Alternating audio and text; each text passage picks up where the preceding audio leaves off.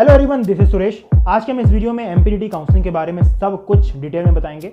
आपको ही पता है कि अगर आपको बीटेक करने के लिए अगर आपको एडमिशन चाहिए कॉलेजेस में एमपी में, तो आपको एक काउंसलिंग करानी पड़ेगी जिसका नाम है एमपीडीटी काउंसलिंग कहते हैं आप। ठीक है, तो एमपीडीटी काउंसलिंग कुछ नहीं है, सिर्फ एक ऑनलाइन प्रोसेस रहती है। आपको घर बैठे कॉलेज मिल जाएगा, चाहे वो गवर्नमेंट कॉलेज हो या प्राइवेट कॉलेज हो, पूरे कॉलेज आपको घर बैठे मिल जाएंगे। ठीक है, मिलेगा एक ही कॉलेज जिसमें आप जाना चाहते हो, वो अगर आपको मिल गया तो बहुत अच्छी बात है। उसके लिए आपको काउंसलिंग करानी पड़ती है। काउंसलिंग एक ऑनलाइन प्रोसेस होती है, आपको कहीं जाने की जरूरत नहीं है कोई भी कॉलेज में कि इसमें पूछना है कि उसमें पूछना है, कहीं नहीं। आपको सिर्फ एक ऑनलाइन प्रोसेस रहेगी, उसमें आपको कॉलेजेस फिल करने पड़ेंगे और आपकी काउंसलिंग हो जाएगी और आपको कॉलेज अलॉट हो जाएगा। तो इसकी प्रोसेस क्या रहती है, कब स्टार्ट होगी, तो ये क्वेश्चन है एक।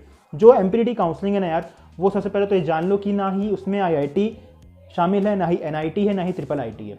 जो इनको छोड़ के जितने भी कॉलेजेस हैं पूरे एमपी में, या प्राइवेट हो या गवर्नमेंट, कोई भी, सब इंक्लूड हैं। ठीक है, पूरे ऐड होते हैं इसमें। एंड अगर आपको ये काउंसलिंग करानी है तो ये काउंसलिंग कब से स्टार्ट हो सकती है? जो ये काउंसलिंग होती है एमपीडीटी काउंसलिंग, वो जेईई मेन सेशन 2 जो रिजल्ट आएगा उसके बाद स्टार्ट होगी। ठीक है, तो जेईई मेन जो 2 है उसके बाद जब इसका रिजल्ट आएगा, रिजल्ट के बाद आपको नोटिफिकेशन आएगा। जो नोटिफिकेशन आएगा तो हमारे चैनल में आपको बता ही दिया जाएगा, उसकी कोई दिक्कत नहीं है। लेकिन आपको जानना पड़ेगा, क्यों? क्योंकि आपको सर्टिफिकेट्स बनवाने पड़ेंगे अगर आपके पास सर्टिफिकेट्स नहीं है। तो पूरी काउंसलिंग की प्रोसेस मैं बताता हूँ यार। सबसे पहले तो रजिस्ट्रेशन होगा। जो काउंसलिंग होती है वो जेईई मेन के बेस पे होती है, 12th के बेस पे होती है, सीएलसी होती है, मैनेजमेंट कोटा, सब कुछ रहता है। अब एक अगर पहले जेईई मेन की हो रही है, फिर उसके बाद 12th की हो रही है, ठीक है, समझ रहे हो, तो आपको फीस कितनी लगेगी, डॉक्यूमेंट्स कितने लगेंगे, है ना।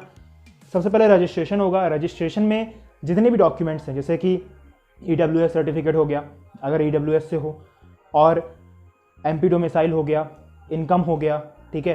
तो ये जो मेन डॉक्यूमेंट्स हैं, 10th 12th आधार कार्ड, ईडब्ल्यूएस और इनकम जो आपका है वो नया होना चाहिए यार। अगर आपका ईडब्ल्यूएस सर्टिफिकेट नहीं बना है या इनकम आपका पुराना है तो उसको न्यू करा लो, और अभी टाइम है बहुत, तो आप इजीली आप इसको न्यू करा सकते हो। और आप रजिस्ट्रेशन सबसे पहले होगा आपका। रजिस्ट्रेशन होने के बाद आपका वेरिफिकेशन होगा। कोरोना टाइम पे ऑनलाइन वेरिफिकेशन हो जाता था, लेकिन अब ऑफलाइन होने के ज़्यादा चांस हैं। आपको आपके नियर में जो सेंटर होगा, कॉलेज होगा, गवर्नमेंट कॉलेज, जो भी इंजीनियरिंग कॉलेज होगा, वहाँ आपको जाना पड़ेगा और वेरिफिकेशन आपका होगा, वेरिफिकेशन कराना पड़ेगा। वो आपको पता चल जाएगा कि आपके किस कॉलेज में ऑनलाइन वेरिफिकेशन हो रहा है। ठीक है, तो आपको जाना पड़ेगा वहाँ, वेरिफिकेशन कराना पड़ेगा। वेरिफिकेशन मतलब आपके डॉक्यूमेंट्स पूरे सही हैं कि नहीं। जब आपका वेरिफिकेशन डन हो जाएगा उसके बाद ही आप चॉइस फिलिंग कर सकते हो। ठीक है, उसके बाद जब आप चॉइस फिलिंग करोगे तो चॉइस फिलिंग में क्या रहता है, चॉइस फिलिंग में जितने भी कॉलेजेस रहते हैं सब ऐड रहते हैं। तो आपको नंबर 1 पे कौन सा कॉलेज रखना है, नंबर 2 पे कौन सा कॉलेज रखना है, नंबर 3 पे, तो ऐसे आप कम से कम 10 कॉलेज तो आपको भरने पड़ेंगे। आपने 10 कॉलेज भर दिए, उनमें से एक आपको मिलेगा अगर आप एलिजिबल हो, अगर आपके अच्छे परसेंटाइल आए हैं तो। ठीक है, आप नंबर 1 कॉलेज भर सकते हो, नंबर 2, तो जो कॉलेज आप सबसे पहले भरोगे वो कॉलेज आपको मिलने की प्रोबेबिलिटी सबसे ज़्यादा रहेगी अगर आप उसके लिए एलिजिबल हो। अगर आप उसके लिए एलिजिबल नहीं हो तो जो सेकंड में भरे हो वो कॉलेज आपको मिलेगा। सेकंड में अगर एलिजिबल नहीं हो तो थर्ड में मिलेगा। तो जो नंबर 1 आप नंबर वाइज भरे हो उसके बेस पे आपको कॉलेज मिलने वाला है। तो ये जेईई मेन के बेस पे ऐसी काउंसलिंग होगी। सेम टू सेम 12th के बेस से भी काउंसलिंग होती है। ठीक है, और जो पूरी फीस रहने वाली है, ठीक है, जो पूरी काउंसलिंग की फीस रहने वाली है वो आपकी 1530 आपकी लग रही होगी फीस, 1530 रुपये आपकी फीस लग रही होगी। और जब आपकी चॉइस फिलिंग डन हो जाएगी, मतलब जब आप चॉइस फिलिंग पूरी कर चुके होगे, उसके बाद होता है कॉलेज अलॉटमेंट। मतलब क्या, कॉलेज आपको मिलेगा, आपको एक प्रिंट अलॉटमेंट लेटर आएगा, उसको प्रिंट कराना पड़ेगा। उस लेटर में जो कॉलेज दिया है, आपको अलॉट हुआ है, वहाँ जाना पड़ेगा। अगर आपके मनपसंद का वो कॉलेज है तो अगर आपको एडमिशन कराना है तो आप जाओ, आपको डेट दी रहेगी, इतने से इतने बीच आपको एडमिशन कराना है। ठीक है, ये तो हुआ फर्स्ट राउंड। अगर फर्स्ट राउंड का कॉलेज आपको पसंद नहीं आए तो आप फर्स्ट अपग्रेड करा सकते हो। अपग्रेड का मतलब यही है कि अगर जो आपको कॉलेज पसंद नहीं आ रहा है और आपने 1 2 3 4 आपको कॉलेज भरा है, मान के चलो 5th नंबर का आपको कॉलेज मिला है, उसके ऊपर का आपको कॉलेज चाहिए, तो आपको अपग्रेड के लिए अप्लाई करना पड़ेगा। तो अपग्रेड के लिए जब अप्लाई करोगे तो उसके ऊपर के कॉलेजेस आपके देखे जाएंगे, नीचे के पूरे कॉलेजेस कैंसिल हो जाएंगे। ठीक है, तो ऊपर के कॉलेजेस आपके देखे जाएंगे अपग्रेड राउंड में, इसी प्रकार से अगर आपको अपग्रेड राउंड में मिल जाएगा तो फिर से प्रिंट अलॉटमेंट लेटर आएगा। जब प्रिंट अलॉटमेंट लेटर आएगा तो वो आपको एडमिशन कराना पड़ेगा। ये तो हुआ फर्स्ट राउंड। सेकेंड राउंड भी ऐसे ही होता है, सेम टू सेम, लेकिन सेकेंड राउंड में क्या होता है कि अपग्रेड का ऑप्शन नहीं रहता है। आपको सिर्फ रजिस्ट्रेशन, अगर आपने पहली बार रजिस्ट्रेशन करा लिए हैं तो दूसरी बार रजिस्ट्रेशन कराने की कोई ज़रूरत नहीं है, सिर्फ आपको चॉइस फिलिंग करनी पड़ेगी। और पहले राउंड में जो कॉलेज मिला रहेगा वो, अगर आप पहले राउंड में आप कॉलेज नहीं लेते हो तो वो कैंसिल हो जाएगा सेकेंड राउंड तक, ठीक है। तो सेकेंड राउंड में आपको सब न्यू रहेगा। पहले राउंड का भी कॉलेज कैंसिल हो जाएगा अगर आप सेकेंड राउंड तक जाते हो तो। सेकेंड राउंड में आपको चॉइस फिलिंग करनी पड़ेगी, उसमें भी सेम अलॉटमेंट लेटर आएगा, ठीक है, उसमें भी कॉलेज अलॉट होगा। अगर सेकेंड राउंड वाला कॉलेज पसंद नहीं आता तो अब आपको अपग्रेड का ऑप्शन नहीं दिया जाता। एमपीटी काउंसलिंग में क्या हुआ है कि पहले जब बहुत पहले होती थी काउंसलिंग तो सेकेंड राउंड में भी अपग्रेड का ऑप्शन देते थे, लेकिन लास्ट ईयर नहीं दिया गया था। तो एमपीटी का जैसा मन होगा वैसा वो रहेगा।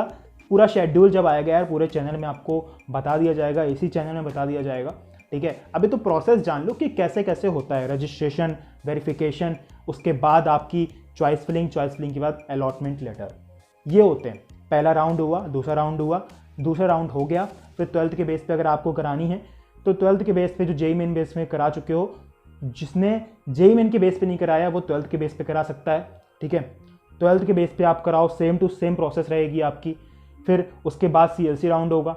सीएलसी राउंड में आपको कॉलेज में जाना पड़ेगा, कॉलेज में नोटिफिकेशन आएगा, वहाँ आपको अप्लाई करना पड़ेगा, रजिस्ट्रेशन करना पड़ेगा। ऑनलाइन रजिस्ट्रेशन करने के बाद सीएलसी राउंड में आपको कॉलेज जाना पड़ेगा, वहाँ आपको अलॉट होगा कॉलेज, ओके। फिर लास्ट में सीएलसी राउंड होता है, फिर मैनेजमेंट कोटा के थ्रू होता है, ओके। तो ये प्रोसेस रहती है। पूरी 1530 आपकी फ़ीस लग रही होगी। डॉक्यूमेंट्स जो हैं वो AWS सर्टिफिकेट हो गया, MP डोमिसाइल हो अगर तो उसका सर्टिफिकेट लगेगा, ओके। अगर आपने गैप लिया है तो गैप सर्टिफिकेट लगेगा। मतलब जितने भी सर्टिफिकेट्स हैं सब बनवा के रख लो, सब के सब ज़रूरी हैं। और पूरी काउंसलिंग की प्रोसेस ऑनलाइन होगी यार, कोई दिक्कत नहीं होगी। और जो मेन दिक्कत आती है लोगों को चॉइस फिलिंग में आती है। अगर आप चॉइस फिलिंग अच्छे से नहीं करोगे तो आपको कॉलेज अच्छा नहीं मिलेगा। तो चॉइस फिलिंग कैसे करनी है वो तो हम आपको बताएंगे ही।